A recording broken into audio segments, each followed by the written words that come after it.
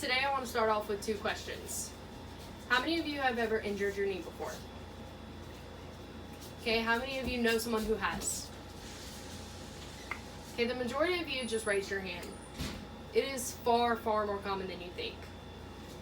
When you go to the doctor, they usually start spouting off these huge medical terms that they just expect you to know. For this, many people feel scared, alone, small, useless. You are not alone. I personally have been there, and I have many friends and family that have also been there.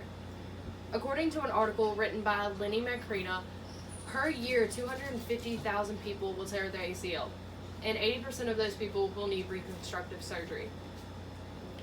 This is a very long and hard journey, from post-op and pre-op, post-operative braces like this one, and then athletic braces for athletes after. Today I just want to answer the most frequently asked question. Which graft is the best graft? Many of you may be asking yourself, what even is a graft?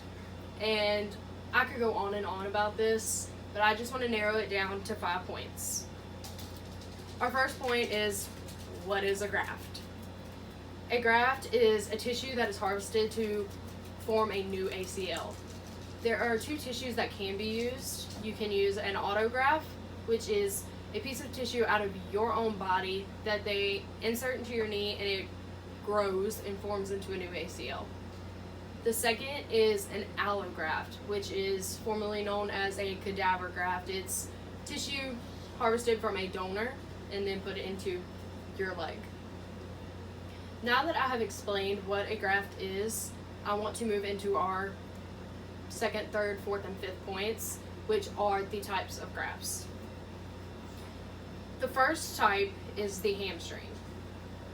This is many surgeons' go-to option. It's really essential for younger athletes who are very, very active. However, there is a downside.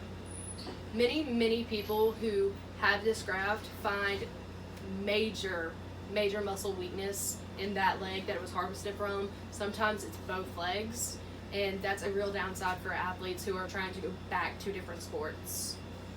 Overall, it's a good option for athletes. Just keep in mind the muscle atrophy you will have and the muscle weakness. Next is the patella tendon. The patella tendon is also a very viable, great option for younger athletes, or even the 30 to 50s range.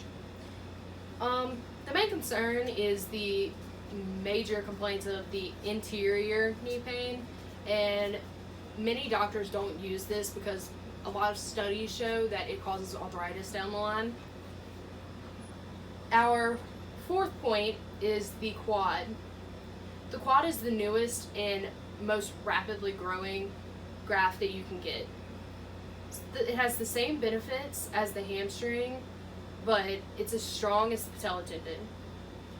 Although it is as good as the hamstring and as strong as the patella tendon, it does have some muscle weakness, not nearly as much as a hamstring would. Studies have shown that it is a better option for younger athletes. The final is the allografts or cadaver grafts. It's not recommended for athletes at all, especially younger people. It's mostly recommended for older patients. Older patients normally don't get autografts because of the muscles their muscles are not typically strong enough, and the recovery time is crazy. Physical therapy, it's all crazy, and it's a little too much for older patients. The only main concern would be the risk of rejection, because it is a donor. There's a great chance of rejection. In conclusion, I have spoken to you about all the types of grafts and how they are effective. It is important for you to understand all of these grafts and how they work and how they are effective, just in case you ever do find yourself in that position. It is heartbreaking, and it can happen to anyone at any time, so you need to be prepared. So if you do find yourself in this situation, which graft would you use? Thank you.